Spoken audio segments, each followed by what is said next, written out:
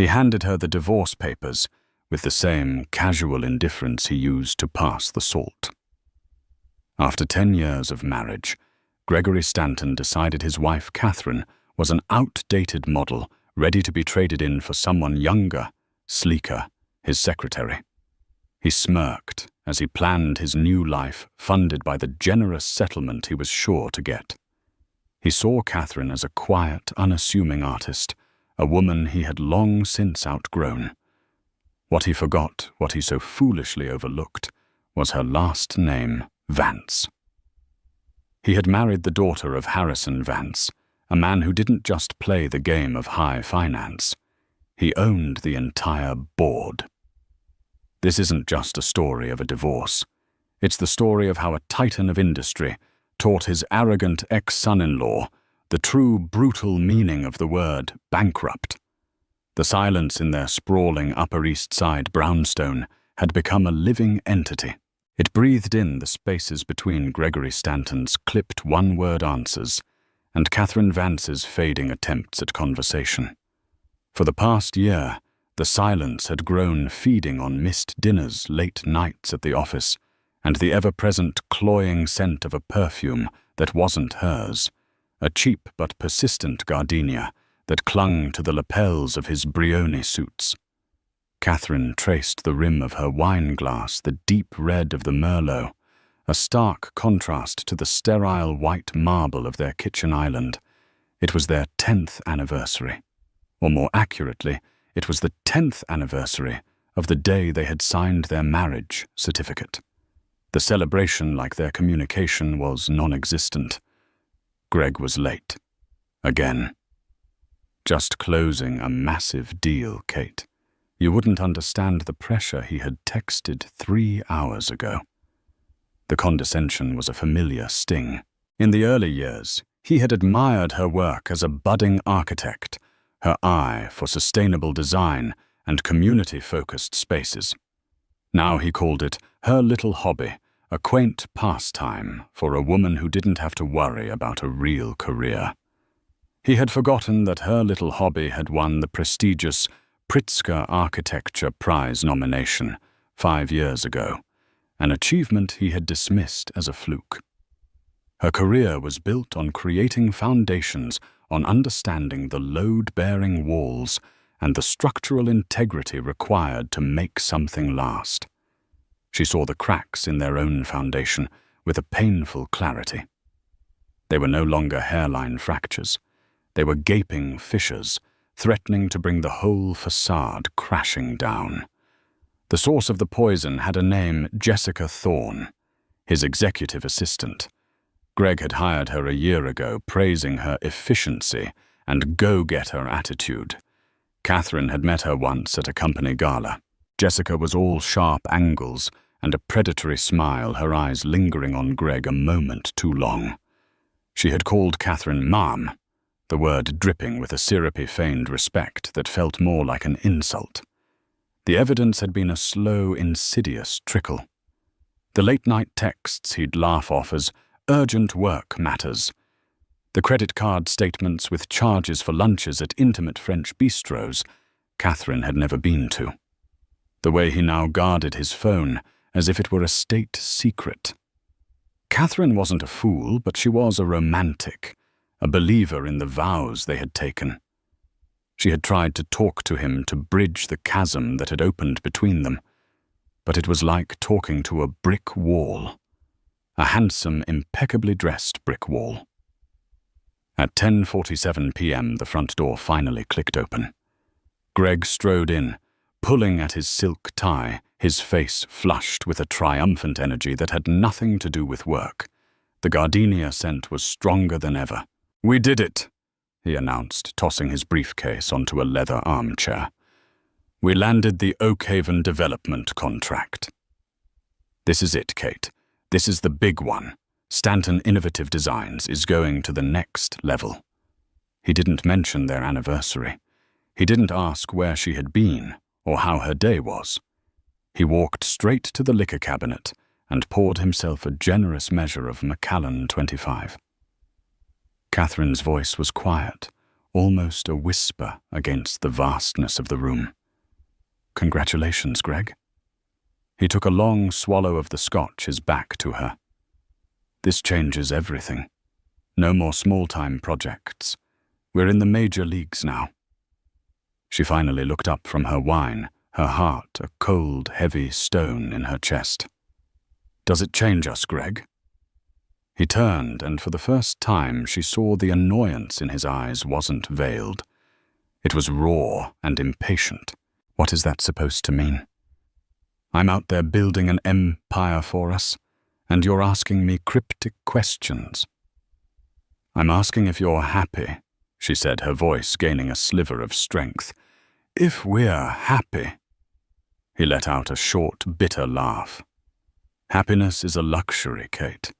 Success is a necessity." "I thought you of all people would understand that." "Your father certainly does." The mention of her father, Harrison Vance, was a deliberate jab.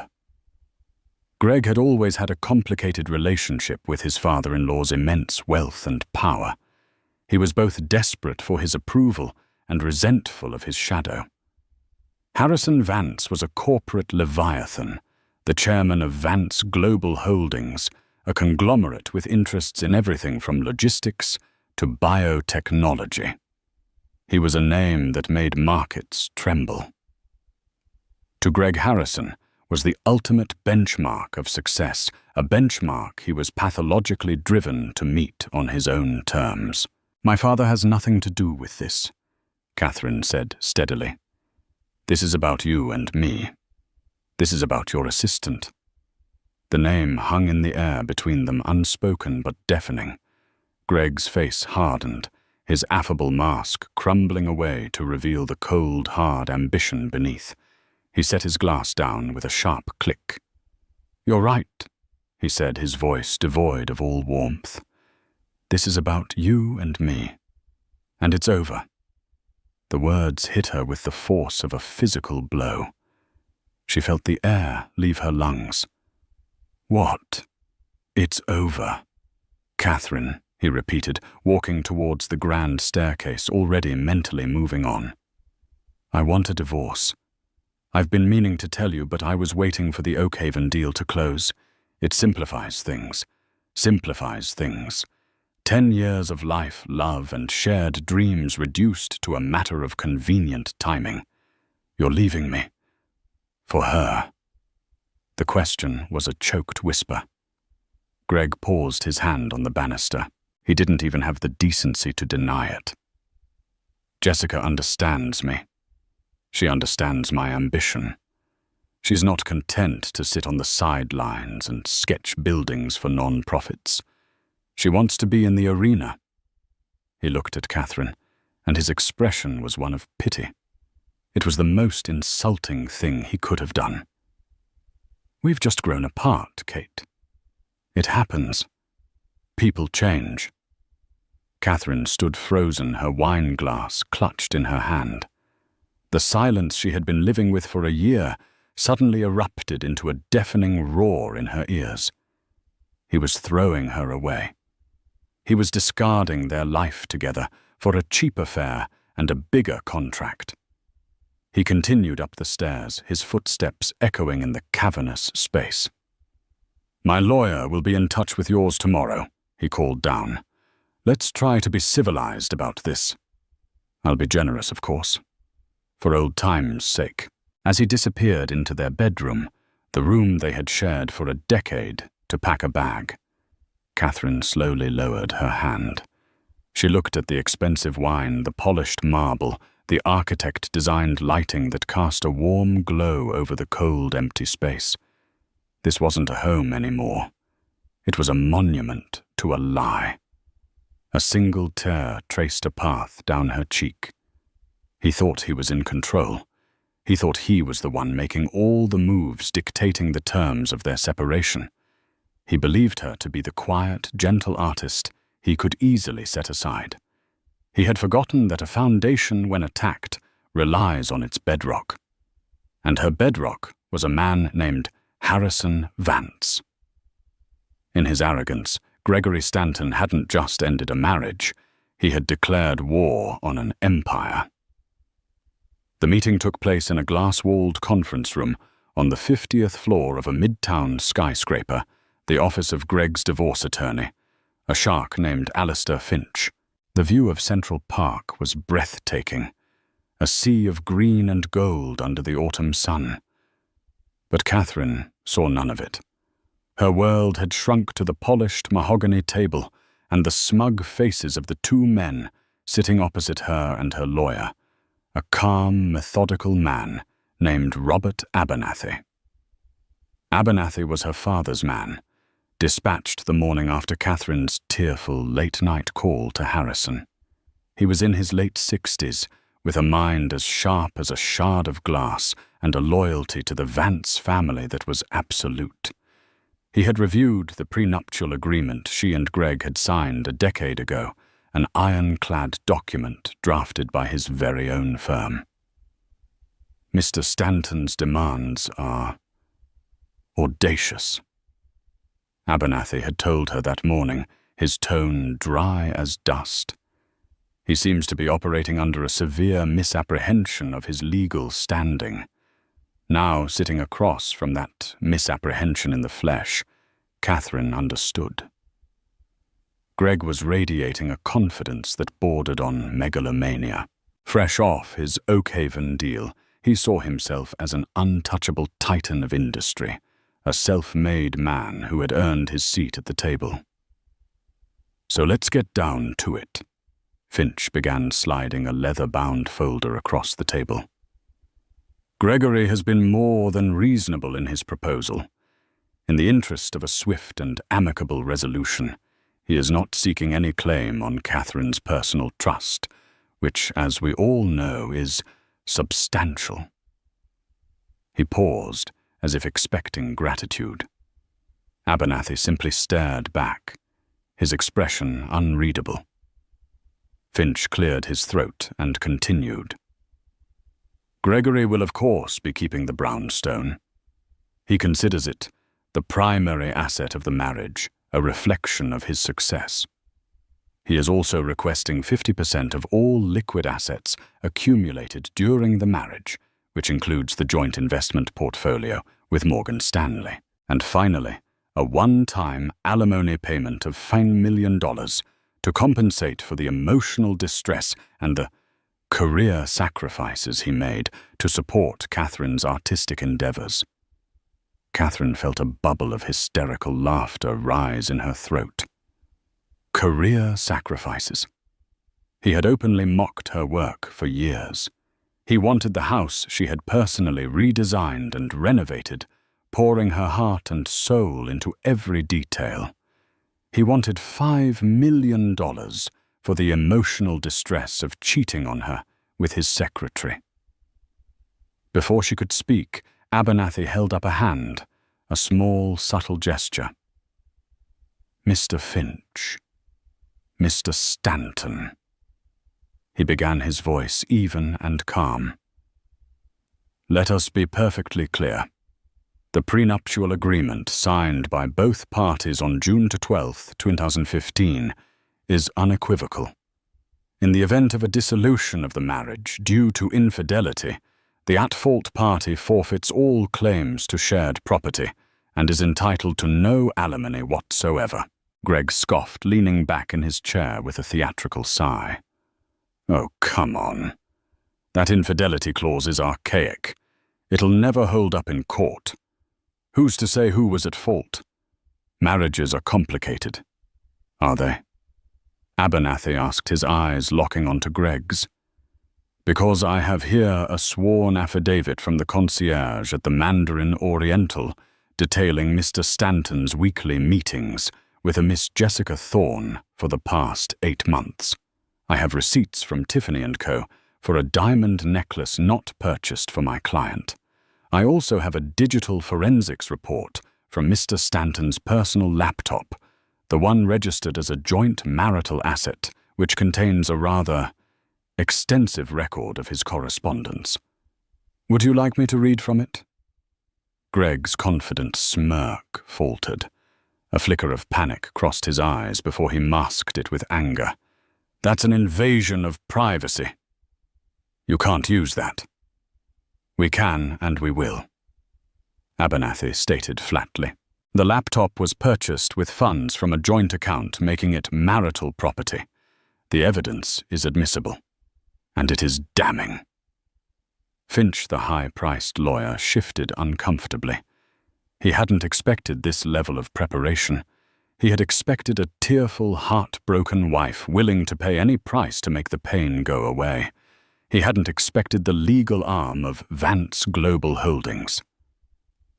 Now Abernathy continued sliding a single sheet of paper across the table. This is our counteroffer. It is also our final offer. Catherine will retain the brownstone and all its contents. She will retain 100% of the joint investment portfolio. Mr. Stanton will vacate the premises within 48 hours. He will be allowed to take his personal effects, which will be packed for him under supervision. There will be no alimony. In return for his immediate and unconditional acceptance of these terms, Catherine will agree to a non-disclosure agreement regarding the circumstances of the divorce. He leaned forward slightly, his voice dropping to a conspiratorial whisper. I imagine the board of the Oakhaven Development Group, a notoriously conservative bunch, might take a dim view of their new partner's moral character if certain details were to be leaked to the press. Reputational risk, I believe they call it. The threat was clear, cold, and utterly terrifying. Greg's face went from pale to a blotchy, furious red. He was being cornered, outmaneuvered at every turn. He looked at Catherine, expecting to see triumph in her eyes, but all he found was a deep, profound sadness. This was the man she had loved, reduced to a petty, greedy stranger. This is because of him. Isn't it? Greg spat, his voice trembling with rage. This is your father. You ran crying to Daddy, and he sent his pit bull to clean up your mess. You can't do anything on your own. Can you, Kate? The insult meant to wound her barely registered. She had spent a decade trying to prove she was more than just Harrison Vance's daughter. She had built a career, a home, a life, all in an attempt to stand on her own 2 feet. And in the end, when the man she had given that life to tried to burn it all down, it was her father's power that was her shield. The irony was not lost on her. Sign the paper, Greg, she said, her voice finding a strength she didn't know she possessed. It's over. Just sign it and go. His eyes darted between Catherine Abernathy and his own lawyer, who gave a nearly imperceptible shake of his head. Finch knew they were beaten. To fight this would be to invite public humiliation and professional ruin for his client. With a hand that shook with fury, Greg snatched a pen and scrawled his signature on the document. He threw the pen down on the table, the clatter echoing in the silent room. He stood up his chair, scraping loudly against the floor. He pointed a finger at Catherine. You'll regret this, he hissed. I built my company from nothing. I don't need you. I don't need your father's money. I have the Oakhaven deal. I'm still winning. You and your father. You'll see. He stormed out of the room, Finch scurrying after him. The door clicked shut, and Catherine finally let out the breath she had been holding. She felt no victory, only a hollow ache. The severance was complete. The legal ties were cut. But as Greg's final arrogant words hung in the air, she knew this was far from over. He didn't understand. He thought this was about a divorce settlement. He couldn't grasp that he hadn't just insulted Catherine Vance, the architect. He had profoundly insulted Catherine Vance, the beloved daughter of Harrison Vance. And for a man like Harrison, some insults were debts that could only be repaid in full with devastating interest. Harrison Vance's office on the 80th floor of the Vance Global building was a testament to his philosophy. Power is quiet. There were no ostentatious displays of wealth. The walls were paneled in dark, unpolished mahogany. The furniture was minimalist, a collection of Eames and Le Corbusier pieces that valued form and function over flash. The only art was a single massive Mark Rothko painting, its deep, brooding colors seeming to absorb all the sound in the room. The view, a panoramic sweep of the Manhattan skyline, was the only true decoration, a constant reminder of the world he dominated. Harrison himself was much like his office. At 72, he was lean and impeccably dressed in a bespoke suit that cost more than most cars. His hair was a shock of perfectly coiffed silver, and his eyes, a piercing shade of blue, missed nothing. He moved with a deliberate, unhurried grace that belied the ferocious speed at which his mind worked. He was a predator who had no need to roar. His very presence was enough to silence a room. He had listened to Catherine's initial call 2 days ago, with a stillness that would have unnerved anyone who didn't know him. He didn't interrupt. He didn't offer platitudes. He simply absorbed the details of his daughter's pain and Gregory Stanton's betrayal. When she finished, her voice thick with tears, he had said only 4 words: "I will handle it." Now he sat behind his vast desk, not looking at the city, but at a single tablet displaying a complex flowchart. Robert Abernathy sat opposite him, having come directly from the meeting with Greg and his lawyer. He signed. Abernathy reported his voice neutral. He was belligerent, but he signed. He will be out of the brownstone by Friday. Harrison nodded slowly, his gaze still fixed on the tablet. His final words: arrogant. He believes the Oakhaven deal makes him invincible. He credited himself with building his company from nothing and stated that he didn't need Catherine or her family's money. A rare, cold smile touched Harrison's lips. It did not reach his eyes. From nothing. That's a rather creative interpretation of history. He tapped the screen of his tablet. I've had my analysts at Kroll run a deep dive on Stanton Innovative Designs. A fascinating read. He swiveled the tablet for Abernathy to see. It was a detailed history of Greg's company from its inception. Seed money, Harrison said, pointing to the first entry. $500,000. The official records list it as an inheritance from a distant aunt.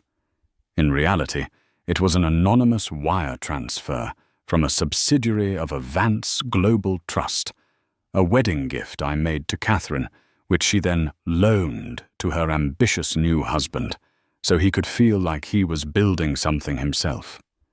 He tapped the screen again. His first major contract, a boutique hotel in Soho.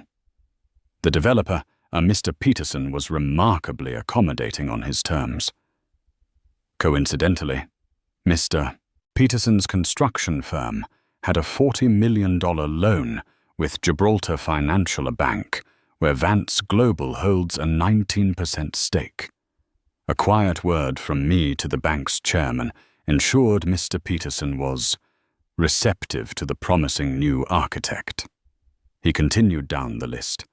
A zoning variance that was mysteriously approved. A key supplier who extended a generous line of credit when no one else would. A negative story in the Post about a competitor that was killed at the last minute. Each step of Greg's ascent had been quietly and visibly paved with Harrison Vance's influence. Greg had been so blinded by his own ambition that he had mistaken a carefully constructed launch pad for his own innate talent. He believes he built his empire. Harrison murmured more to himself than to Abernathy. He has no idea he was merely a tenant in a building I owned all along. It is time to issue an eviction notice. Abernathy watched his boss, a man he had served for 40 years. He had seen him dismantle corporations, orchestrate hostile takeovers, and crush competitors with surgical precision. But this was different. This had a current of personal fury beneath the icy calm. This was for Catherine. "What are your instructions?" Sir Abernathy asked. Harrison's gaze finally lifted from the tablet, and the full, chilling force of his attention fixed on his lawyer. "The Oakhaven Development Group. Their financing for this project is a complex syndicate of lenders. Find the linchpin, the one lender whose withdrawal would cause a confidence cascade. Buy their position. We will become their primary creditor." "Understood, sir." "And Stanton's other lines of credit. Stanton Innovative Designs is leveraged to the hilt," Harrison said, his voice dropping. He used projected earnings from the Oakhaven deal to secure a massive expansion loan from Gibraltar Financial, the very bank we helped him with years ago. "I had a conversation with Chairman Reynolds this morning. A very pleasant chat. We discussed risk management. I expressed my concern about overexposure to the volatile commercial real estate sector. Gibraltar will be calling in his loan, citing a material adverse change clause. The full amount will be due in 30 days. 30 days. It was a death sentence for a company like Greg's. His suppliers, Abernathy prompted. Most of his material contracts are with subsidiaries of the All-State Materials Group. As you know, our pension fund is their largest institutional investor. They will be informed that, due to a strategic review, all credit terms with Stanton Innovative Designs are revoked. Payment will be required up front for all future orders, immediately. The strategy was brutally elegant. It wasn't a frontal assault. It was a systemic strangulation. Harrison wasn't just going to knock Greg down. He was going to dismantle the entire ecosystem that supported him piece by piece, until there was nothing left but air. "And what about Miss Thorne?" Abernathy inquired. Harrison waved a dismissive hand. "The secretary. She is a symptom, not the disease. She is drawn to power and money. When those are gone, she will vanish like the morning mist. She is beneath my notice." His focus was solely on Greg. The boy's arrogance is his fatal flaw. He flew close to the sun, believing he had built his own wings. He is about to discover they were made of borrowed feathers. And I am recalling the loan. He stood up and walked to the vast window, clasping his hands behind his back as he looked down at the city below. He saw it not as a collection of buildings and people, but as a complex network of power, influence, and debt. A system he knew how to manipulate better than anyone alive. "He hurt my daughter." "Robert Harrison," said his voice a low, dangerous growl. "He took her love and her loyalty. And he treated them like disposable assets. He thought my family's name was a tool for him to use. He is about to learn that it can also be a weapon of unimaginable weight." Down below, somewhere in that concrete jungle, Gregory Stanton was probably celebrating toasting his freedom and his bright future with his mistress. He was blissfully unaware that a silent, patient predator perched high above the city had just marked him as prey. The hunt had begun. The first tremor hit on a Tuesday. Greg was in a meeting with his senior design team, mapping out the initial phases of the Oakhaven project. He was on top of the world. The divorce was a minor annoyance, a footnote in his grand ascent. He had Jessica by his side. He'd even promoted her to Chief Operating Officer, a title that came with a corner office and a staggering salary. He felt liberated, powerful, and unstoppable. Then his phone buzzed. It was his CFO, a perpetually nervous man named David Chen. You need to see this, David said, his voice tight with anxiety. Now. Greg excused himself from the meeting and strode to David's office. On the screen was an email from the Oakhaven Development Group. It was a terse, formal notice, citing unforeseen shifts in their financing structure. They were putting the project on indefinite hold. What the hell does that mean? Greg demanded. We have a contract. It means they're pulling out. David said, his face pale. The contract has a termination clause, Article 7B. If their primary financing is withdrawn, they can dissolve the agreement with a penalty payment. The penalty is a fraction of what the project is worth. Greg felt a jolt of cold fear. Their financing was solid. It was with a consortium led by Deutsche Bank. Was David stressed? According to my source, a private equity firm, Blackwood Capital, bought out Deutsche Bank's position last week. They then declared the terms of the loan unacceptable and withdrew the funding. The whole consortium collapsed. Blackwood Capital. Greg frowned. I've never even heard of them. They're new, but they're aggressive. Rumor is they're a front for a much bigger player. A bigger player. The words echoed ominously in Greg's mind. He spent the rest of the day on the phone, yelling at lawyers and contacts at Oakhaven, but it was like punching a ghost. The decision was final. The deal that was supposed to make him a legend was gone. The next day, the second tremor hit. It was a call from Mark Reynolds, the chairman of Gibraltar Financial. Greg had golfed with him. He considered him a friend. Greg, my boy. Terrible news. Reynolds said, his voice oozing a practiced, insincere sympathy. The board had a risk assessment meeting. Given the collapse of the Oakhaven deal, we're seeing a material adverse change in your company's financial outlook. We have to call in the $20 million expansion loan. As per the covenant, it's due in 30 days. The phone felt slick in Greg's sweating palm. 30 days. Mark, you can't be serious. That's impossible. My hands are tied. Greg, the board is spooked. You know how it is. Greg didn't know how it was. He had never been on this side of the phone call before. He had always been the one in favor, the one whose risks were underwritten. Now, suddenly, he was a liability. The tremors were becoming an earthquake. He called his suppliers at All State Materials Group to arrange the steel and concrete for a smaller ongoing project. The purchasing manager, a man who had been whining and dining him for years, was suddenly cold and formal. I'm sorry, Mr. Stanton. Our corporate policy has changed. All future orders with your firm will require 100% payment up front via wire transfer before we can process them. Up front. We have a net 60 credit line with you. Greg roared. That credit line has been suspended effective immediately. I'm sorry. It's a decision from corporate. Panic, cold and sharp, began to claw at Greg's throat. This wasn't bad luck. This wasn't a market downturn. This was a coordinated attack.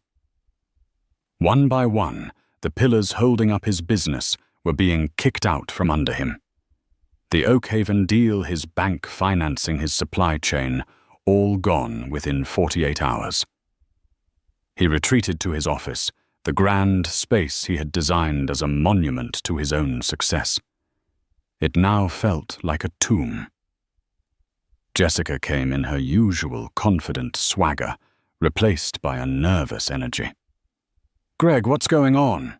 She asked, her voice high-pitched. My new company, Amex, was just declined. The company accounts are frozen. It's a temporary cash flow problem. He snapped, running his hands through his hair. I'm handling it. But he wasn't handling it. He was drowning. He spent the next week frantically calling every financial institution and private investor he knew, trying to secure a bridge loan to pay back Gibraltar. The answer was always the same: a polite but firm no. It was as if a memo had gone out across Wall Street. Gregory Stanton is poison. His carefully curated network of friends and contacts evaporated. Calls went unreturned. Invitations to lunch were politely declined. The men who had clapped him on the back and called him a genius a week ago all looked through him at industry events. Jessica's support began to curdle into resentment. The shopping sprees stopped. The lavish dinners were replaced by tense nights eating takeout in the half-empty brownstone. Catherine's things were gone packed and removed with ruthless efficiency, leaving sterile, empty spaces that mocked him. "You promised me we were going to the top, Greg," Jessica said one evening, her voice sharp with accusation as she looked at a past-due bill for her new Mercedes. "This doesn't feel like the top. This feels like a sinking ship." "I just need more time," he insisted, his desperation palpable. "Someone is doing this to me. This is a targeted attack." "Who would do this?" she scoffed. "You're not that important, Greg." But as she said it, a chilling thought, a memory surfaced in Greg's mind. He remembered Abernathy's calm, cold eyes in the conference room. He remembered Catherine's quiet sadness. And he remembered his own arrogant parting shot. "You and your father. You'll see." He had thought it was a threat he was making to them. What if it was a prophecy about himself? He stumbled to his desk and pulled up a financial news terminal. He typed in Blackwood Capital, the mysterious firm that had torpedoed his deal.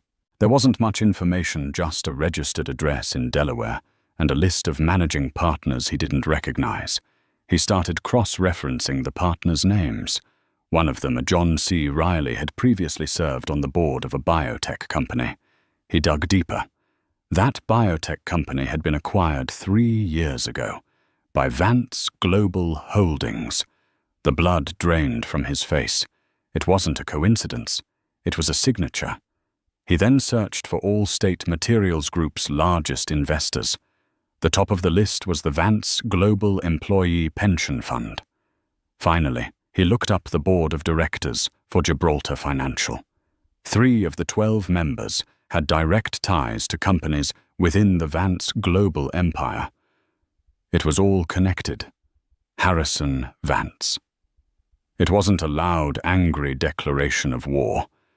It was a silent, systematic execution. Harrison hadn't come at him with a sword. He had simply made a few quiet phone calls, pulled a few invisible levers, and re-engineered Greg's reality. He had cut off the oxygen and was now just waiting for him to suffocate. Greg stared at the screen, the intricate web of connections, spelling out his doom. His company wasn't a house of cards because it was weak.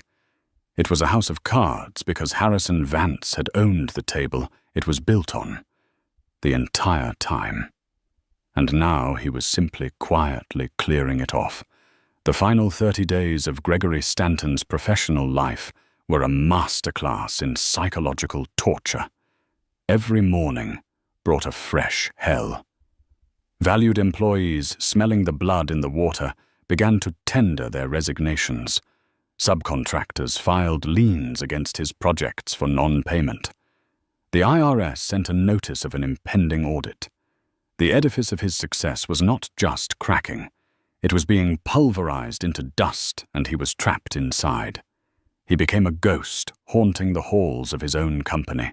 He stopped sleeping, fueled by a toxic cocktail of caffeine and terror.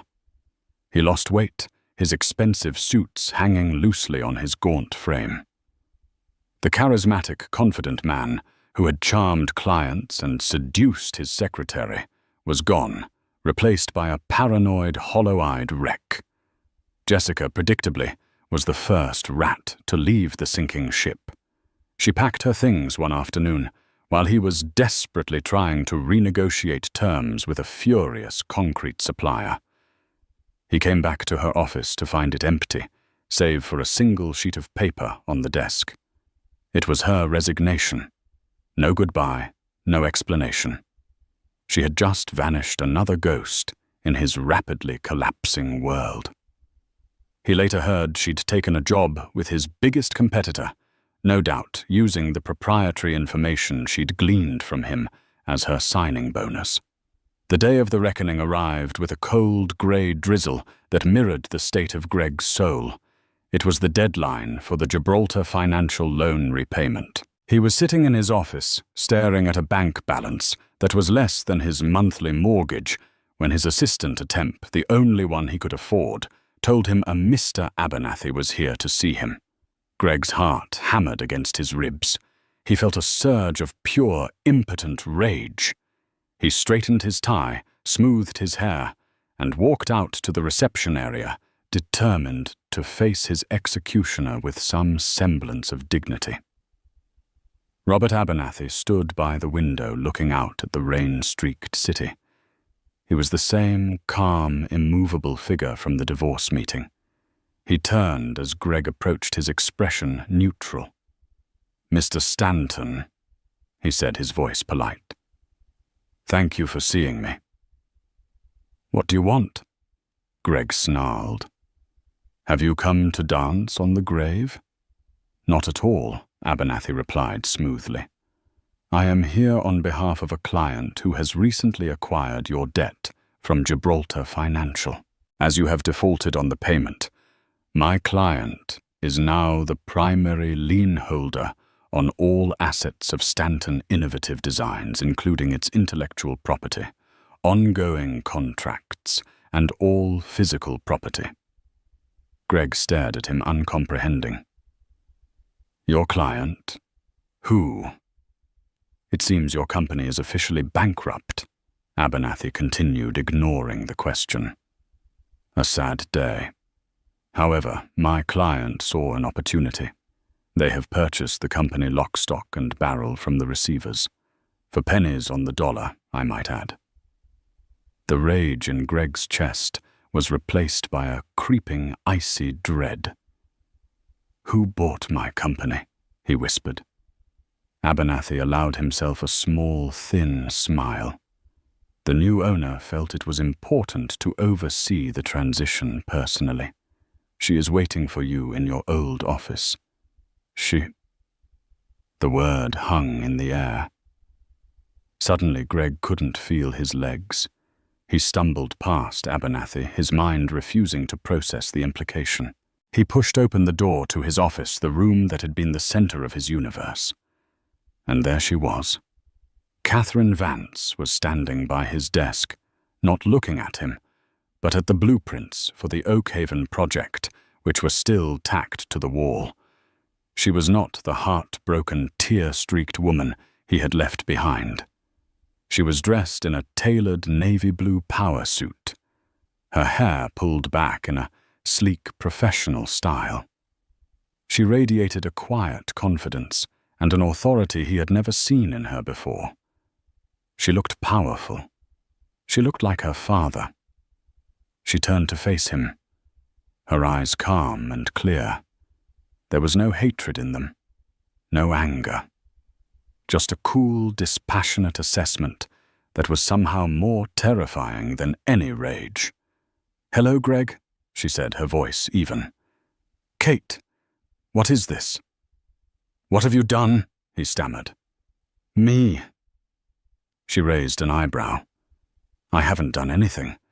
I've been busy. I started my own firm. It's called Foundations. We focus on sustainable urban renewal. It's very rewarding."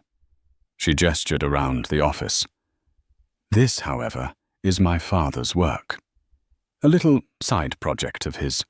He can be very sentimental about family." Greg sank into one of the visitors' chairs, the fight finally draining out of him completely. "He ruined me." "No," Catherine said, her voice firm. "You ruined yourself, Greg.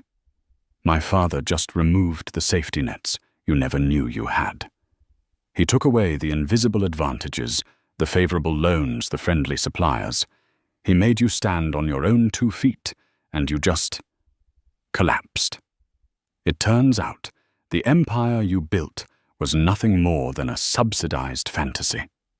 She walked over to the wall and calmly began taking down the Oakhaven blueprints, rolling them up with practiced ease. What are you going to do with the company?" he asked, his voice barely a whisper. "We're dissolving it," she said simply. "We'll sell off the physical assets, the computers, the furniture. The name Stanton Innovative Designs will cease to exist. Its contracts will be absorbed by other, more stable firms. It will be as if it never was. It was the ultimate erasure. Not just bankruptcy, but complete and total annihilation. His name, his legacy, all of it gone." "Why, Kate?" He pleaded, a pathetic edge to his voice. "Why go this far?" She finally looked at him, and for the first time he saw a flicker of the woman he had married, a flash of the pain he had caused her. "You asked me once what my little hobby was worth," she said, her voice dangerously quiet. "You dismissed my work, my passion, my very identity as something quaint and unimportant. You built your entire world on the idea that you were the success and I was the accessory." She paused, letting the words sink in. "My father did this because you hurt his daughter. But I am here, Greg, to show you the result, to make you understand. This is my reckoning. This is what happens when you mistake kindness for weakness. This is what happens when you try to tear down a woman who knows how to build things that last." She tucked the rolled-up blueprints under her arm and walked toward the door, pausing beside his chair. "Abernathy will show you out," she said. Not unkindly, but with a finality that was absolute. "The security guards have a box with your personal effects from the desk. Goodbye, Greg." And with that, she was gone. Greg sat there, a broken man in the ruins of his life, listening to the sound of Catherine Vance's heels clicking down the hallway, the sound of her walking away, not just from him, but into her own future. A future she was now building on the ashes of his. The reckoning was complete. While Gregory Stanton's world was imploding, Catherine Vance was meticulously building a new one. The first few weeks after the divorce were a blur of grief and disorientation. She wandered the empty rooms of the brownstone, each space a repository of memories now tainted by betrayal. For a decade, her identity had been intertwined with his. She was Greg's wife. Now, in the hollow silence, she was forced to ask herself a question she had long ignored. Who was Catherine Vance? Her friend, Olivia, was her rock, showing up with takeout wine and a refusal to let Catherine wallow. "He was a fool, Kate," Olivia said one night as they sat on the floor of the cavernous living room. "He saw a beautiful handcrafted vase and complained it wasn't a megaphone. His loss. It was Olivia who pushed her back into her work. That Pritzker nomination wasn't a fluke," she insisted. "You have a gift. Use it. Build something for yourself. Literally." The idea took root. For years she had sublimated her own ambitions to support Greg's. His projects were always bigger, flashier, more important. Her focus on green materials, community spaces, and affordable, beautiful housing had been a quiet passion, something he'd tolerated rather than celebrated.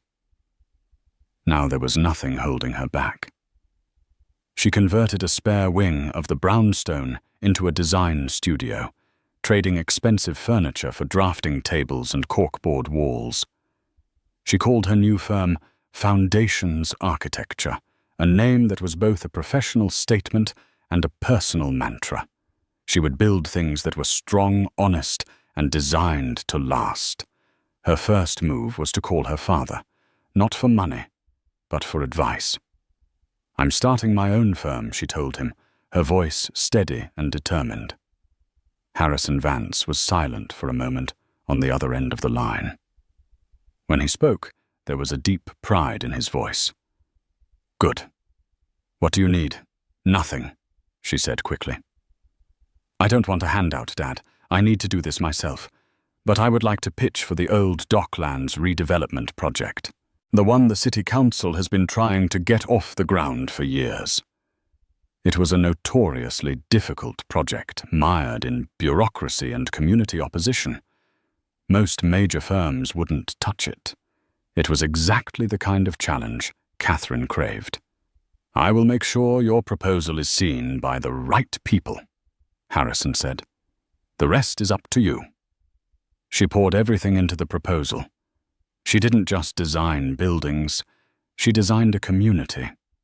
She incorporated public gardens, a subsidized artists' co-op low-impact construction methods, and a beautiful modern library, funded by a grant she researched and applied for herself. She spent weeks meeting with community leaders, listening to their concerns, and incorporating their feedback into her designs. She wasn't just an architect imposing a vision. She was a collaborator. When she presented her plan to the City Council, she was no longer the quiet, unassuming woman who had stood in her husband's shadow. She was passionate, articulate, and brilliant. She spoke about creating a legacy not of glass and steel, but of community and belonging. She won the contract. It was a massive victory, one she had earned entirely on her own merit.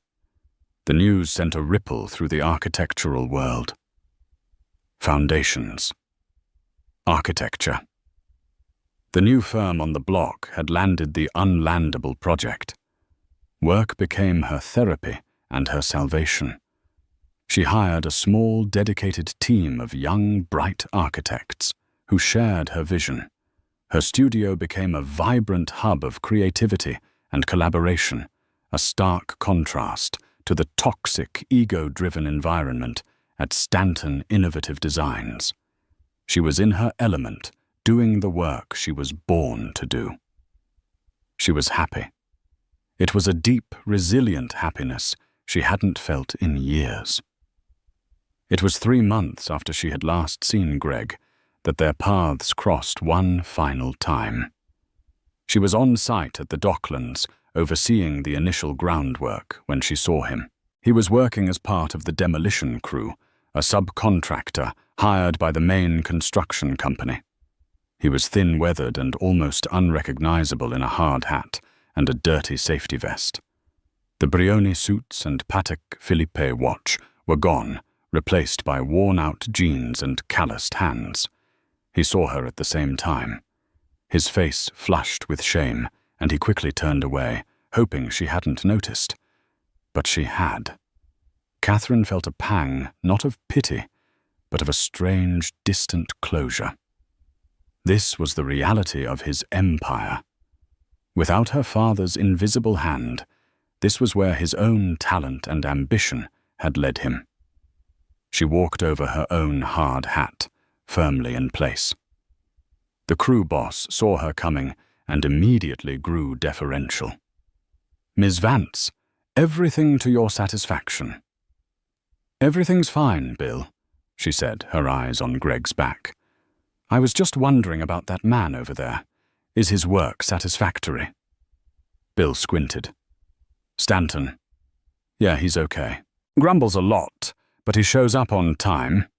Bit of a know-it-all for a guy swinging a sledgehammer, though."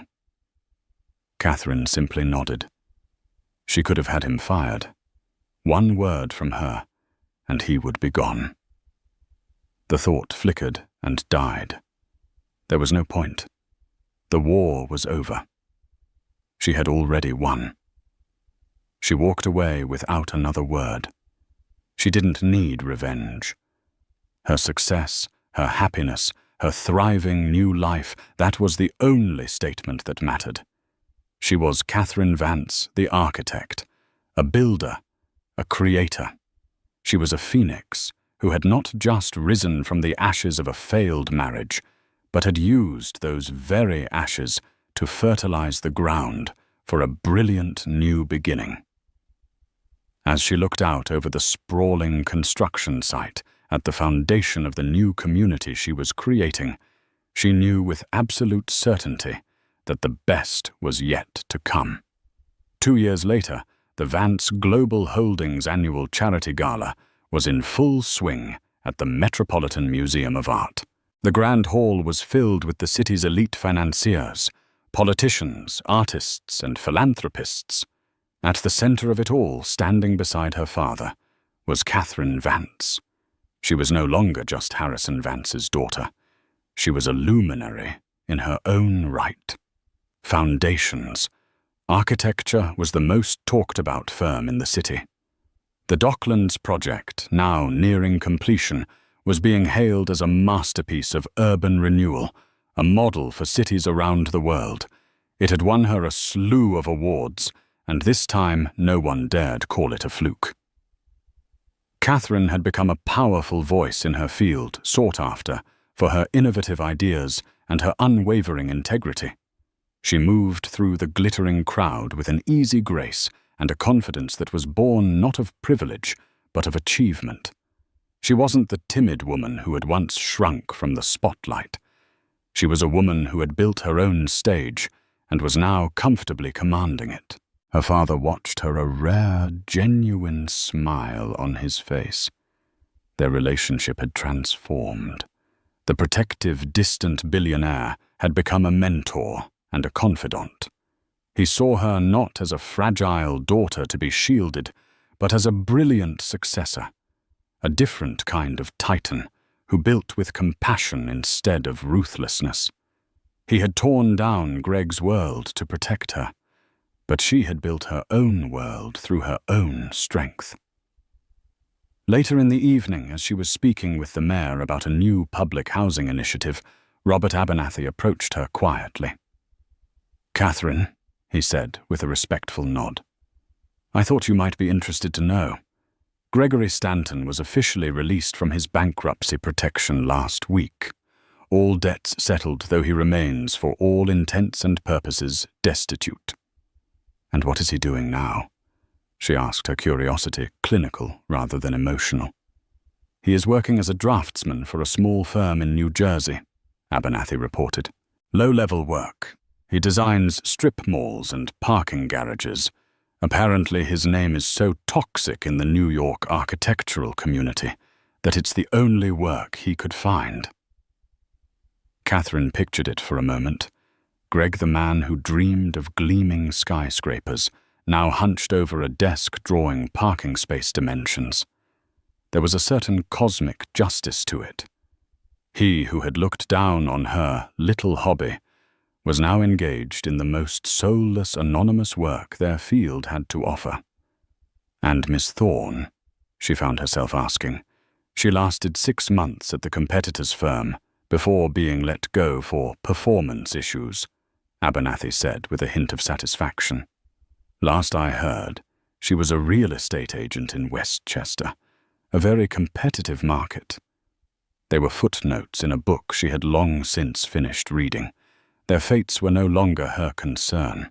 Her gaze drifted across the hall, landing on the lead engineer for her Docklands project, a kind, intelligent man named David Chen, the same CFO who had worked for Greg.